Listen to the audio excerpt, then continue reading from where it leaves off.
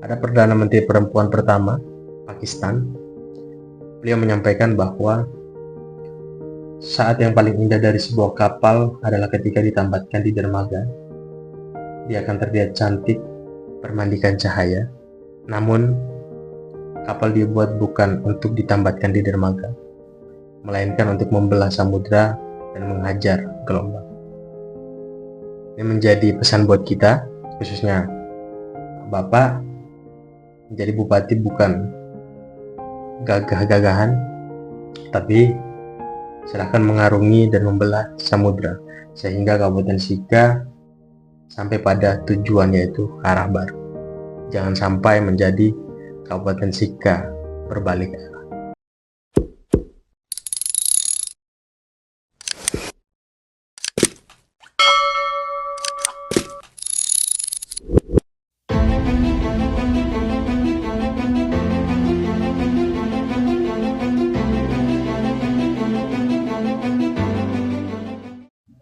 Spiro. Terima kasih kepada teman-teman semua yang hari ini tetap mengikuti channel Pancor Official ya. Hari ini saya membahas tentang isu lokal, yaitu tentang bagaimana proses perjalanan 5 tahun Sika ke depan dengan bupati yang baru yang begitu muda ya. Apakah mampu mensukseskan Kabupaten Sika menuju arah baru, atau sebaliknya, yaitu Sika balik arah. Sebelumnya saya ucapkan selamat kepada Bupati terpilih yang telah dilantik, yaitu Bapak Juventius Yoris Primakago dan Bapak Simon Subandi Supriyadi. Mereka diusung oleh koalisi besar, yaitu Golkar, Gerindra, PKS, PSI, Garuda, dan PKN. Dan akhirnya mereka lenggang menjadi pemimpin Kabupaten Sika 5 tahun ke depan. Yang menariknya adalah gagasan yang dibangun oleh Bapak Juventius Yoris Primakago tentang arah baru Kabupaten Sika. Banyak sekali alasan dan gagasan ataupun ide yang dipaparkan pada saat kampanye, yang kemudian itu menjadi janji politik ya. Saya sebagai anak muda Kabupaten Sika menginginkan bahwa apa yang dijanjikan harus dipenuhi, karena yang memenangkan Anda adalah suara rakyat, bukan Anda pribadi. Jadi itu tantangan besar bagi teman-teman semua, khususnya bagi bupati terpilih dan wakil bupati terpilih serta partai koalisi yang mendukung. Saya pikir kita sulit memahami perspektif di jalan. Ini menurut saya pikir masyarakat Kabupaten Sika harus melihat secara holistik tentang perspektif di jalan. Bukan sekedar ngomong HP, bukan sekedar hal-hal remeh-temeh. Tetapi saya bilang tadi, sinergitas membangun kabupaten dengan potensi fiskal negara ini, kita tidak boleh pilihan lain. Kita harus bisa berkolaborasi dengan pemerintah provinsi dan pemerintah pusat. Dalam kerangka yang lebih luas, ketika bicara tentang pemerintah pusat, ada banyak sekali kabupaten provinsi yang berjuang untuk bisa mendapatkan itu. Dan saya pikir untuk akselerasi proses pembangunan daerah, kita keluar dari kemiskinan kita di Kabupaten Sika, kita keluar dari ketertinggalan kita di Kabupaten Sika, kita harus berlari kencang, harus bisa akseleratif, tentu harus punya relasi, tentu harus punya kenalan, tentu harus punya komunikasi yang baik. Saya pikir itu bukan hal yang tidak terjebak dalam hal-hal yang pragmatis, kecuali kita mengabaikan prinsip-prinsip etika dalam birokrasi. Saya pikir tidak, apalagi birokrasi yang akan kami tambah ke depan, kami berkesempatan kepada seluruh ASN di Kabupaten Sika, DPRD kita urus, DPRD kita naikkan tunjangan.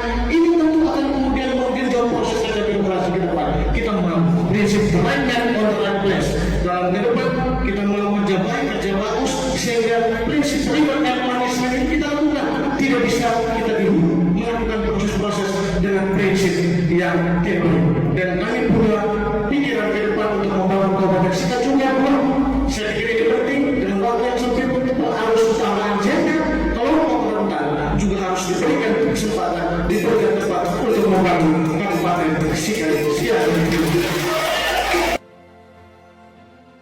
kota ini kota kreatif. Sika ini adalah Sika kreatif. Kenapa kemudian saya maju sebagai perwakilan anak muda dan mau menunjukkan bahwa kota ini maju kalau anak mudanya digerakkan. Kurang kreatif apa kota ini? Ada Panyong Franco dengan Maumere-nya, Gunung Famire-nya bisa seantero dunia ini dekat. Ada Kobus dan kawan-kawannya dengan lawakannya, semua orang dengar dan tertawa. Ada Near dan kawan-kawannya dan lain sebagainya, kelompok kreatif yang harus perlu kita hidupkan. Itu dengan cara apa? Penguatan UMKM. Tetapi UMKM ini tidak bisa kita kemudian dorong kalau tanpa ada hilirnya. Di hilirnya apa? Di hulunya apa? Di hulunya adalah penguatan dari kelompok ekonomi kreatif. Makanya saya punya salah satu program yang akan menjadi saya dorong ke depan. Kita perlu menciptakan kreatif hub. Karena kerja kecepatan dari ilmu pengetahuan dan teknologi ini mendorong orang untuk kemudian adaptif dan dengan dunia digital. Kita punya itu, resourcesnya kita punya. Tapi pemerintah tidak pernah, menurut saya, mungkin sudah melibatkan. Tapi kami perlu maksimalkan pelibatannya sehingga kota ini menjadi kota yang kreatif. Yang ingin saya sampaikan bahwa ada gagasan bicara tentang Maumere harus menjadi kota kreatif, ya. Anak-anak mudanya harus mampu bergerak, ya. Terus kemudian penguatan UMKM harus terus digalakan. Terus kelompok ekonomi kreatif yaitu harus dikembangkan. Terus program yang menarik adalah ingin menciptakan atau membangun yang namanya Creative Hub. Dari beberapa hal yang saya sampaikan tadi, ini bukan hal yang gampang ataupun mudah begitu. Kalau kita bicara soal konsep, itu sangat gampang, itu sangat mudah. Tapi bicara soal pelaksanaan di lapangan itu tidak gampang dan tidak mudah begitu. Karena semua membutuhkan anggaran, ya. Semua membutuhkan tim yang sangat bagus, ya. Maka dari itu yang perlu digarisbawahi ini tidak mudah gitu. Apakah Bapak sebagai bupati terpilih dan wakil bupati terpilih mampu mengejawantahkan ini, ataukah ini hanya menjadi janji politik semata? Pada saat debat ada satu hal yang sangat membuat saya berpikir bahwa kalau ini berhasil di kepemimpinan Bapak 5 tahun ke depan, Sika akan menuju yang namanya Sika baru. Tapi kalau seandainya ini hanya omongan semata, rasanya sangat sulit, ya. Karena konsep ini konsep yang menurut saya sangat keren, bagus, ya, secara intelektual, ya. Kalau kita riset ini sangat bagus begitu, karena akan melibatkan beberapa unsur gitu, yaitu yang namanya konsep pentahelix. Konsep pentahelix itu adalah konsep kerjasama ya antara 5 unsur, yaitu akademis, pemerintah, dunia usaha, masyarakat, dan media. Mungkin di kota-kota besar sudah menjalani dan menggunakan ini gitu, tapi belum 100% ini berhasil gitu, ya. Kita di Kabupaten Sika akan menerapkan konsep 5 unsur ini. Pertanyaan saya, bagaimana cara dan prosesnya?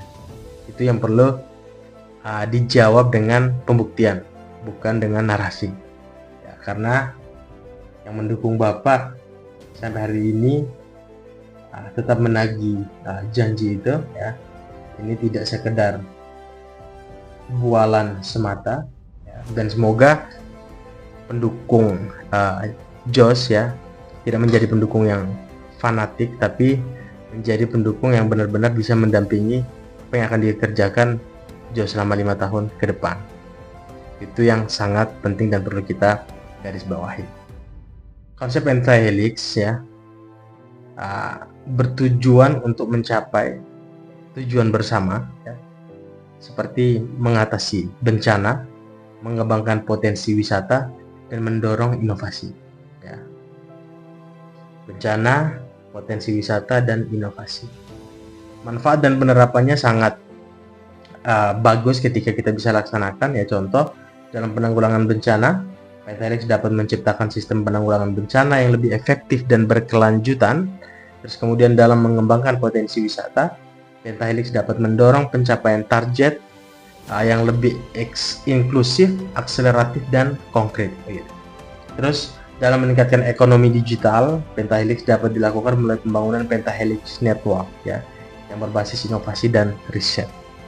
Pertanyaannya adalah, apakah kemampuan kita sanggup untuk menjalankan konsep dan gagasan sebesar ini? Kemudian prinsip the right on the right place, ya, itu menjadi sangat bagus apabila itu bisa diterapkan. Prinsip ini adalah prinsip yang menempatkan seseorang pada tempat dan pada posisi yang sesuai dengan kemampuannya. Ya, Kabupaten Sika sangat membutuhkan itu, sehingga konsep pentahelix yang ingin dilakukan rasanya bisa dilakukan jika prinsip the right on the right place ini bisa dilaksanakan. Kemudian masalah Kabupaten Sika begitu banyak dan begitu rumit, ya. Walaupun ini sudah terjadi di Indonesia, ya. Tapi kemudian yang terjadi di Kabupaten Sika yaitu masalah pengangguran, kemiskinan, dan stunting. Ini sangat penting, ya. Bicara soal kemiskinan Kabupaten Sika pada tahun 2024, persentase penduduk miskin di Kabupaten Sika sebesar 11,89%. Dan jumlah penduduk miskin Kabupaten Sika pada tahun 2024 sebesar 38.000,7 orang. Jadi ini sangat berat, ya, bagi Bapak, ya, karena sudah terpilih jadi Bupati Sika. Ya, silahkan, apa yang kurang di Kabupaten Sika diperbaiki, dan janji-janji politik Bapak harus dipenuhi. Tentu saya pernah membaca salah satu media, Bapak pernah menjanjikan 20 rumah gratis bagi orang yang membutuhkan. Saya pikir semua masyarakat Kabupaten Sika akan menunggu itu, ya. Dan apakah Bapak bisa menunaikan dan menuntaskan apa yang menjadi kebutuhan Kabupaten Sika dan janji politik Bapak terhadap masyarakat Kabupaten Sika. Terus kemudian bicara soal stunting, ya. Yang menariknya adalah Prabowo Subianto, ya, selalu menggalakkan tentang makan bergizi gratis. Ini akan berpengaruh pada masalah stunting yang ada di Kabupaten Sika. Sepengetahuan saya, stunting itu, ya, sejak ibu hamil dan kurang lebih sampai umur 3 tahun gitu. Tapi sasaran makan bergizi gratis adalah mungkin anak-anak sekolah yang sudah tidak berumur itu lagi, ya. Jadi apakah konsep ini akan sangat membantu stunting Kabupaten Sika, ataukah ini hanya menjadi, ya, cuma sebualan semata, ya, karena masyarakat Kabupaten Sika menganggap Bapak punya jaringan nasional yang sangat kuat, sangat kencang, kapanpun bisa mendatangkan anggaran, ya. Jadi tolong dipastikan bahwa persoalan pengangguran, kemiskinan, dan stunting harus bisa dilaksanakan ataupun dikurangi. Kalau tidak, ya mungkin orang-orang kaya, mungkin saya pribadi, saya terus akan menyampaikan apa yang menjadi janji-janji Bapak, ya, karena bagi saya ini sangat penting, ya, karena Anda adalah keterwakilan anak muda. Jadi gaungan anak muda yang disampaikan, ya, harus bisa menjalankan apa yang menjadi janji-janji Bapak. Kemudian beberapa bulan terakhir banyak sekali masalah yang terjadi di Kabupaten Sika, penggusuran lahan, ya. Tentu itu menjadi konflik agraria yang perlu kita bahas, dan semoga Bapak bisa menangani dan menyelesaikan itu, karena itu bicara soal hak yang tertindas, ya, bicara soal masyarakat yang membutuhkan, ya. Rasanya karena Bapak sudah dilantik, harusnya Bapak yang akan bertanggung jawab untuk menyelesaikan itu. Saya kira itu yang ingin saya sampaikan, ya. Walaupun ini akan menjadi perdebatan di kalangan pendukung Bapak, saya tidak masalah, karena saya juga adalah anak dari Kabupaten Sika, ingin melihat Kabupaten Sika itu menjadi lebih baik dan menjadi Kabupaten Sika yang punya sesuatu yang bisa menjadi sorotan di mata nasional. Terakhir yang ingin saya sampaikan adalah ada Perdana Menteri perempuan pertama Pakistan. Beliau menyampaikan bahwa saat yang paling indah dari sebuah kapal adalah ketika ditambatkan di dermaga. Dia akan terlihat cantik, bermandikan cahaya. Namun, kapal dibuat bukan untuk ditambatkan di dermaga, melainkan untuk membelah samudra dan menghajar gelombang. Ini menjadi pesan buat kita, khususnya Bapak menjadi bupati bukan gagah-gagahan, tapi silahkan mengarungi dan membelah samudra sehingga Kabupaten Sika sampai pada tujuannya, yaitu arah baru. Jangan sampai menjadi Kabupaten Sika berbalik arah. Oke, terima kasih. Semoga apa yang saya sampaikan ini ada manfaatnya walaupun sedikit ya.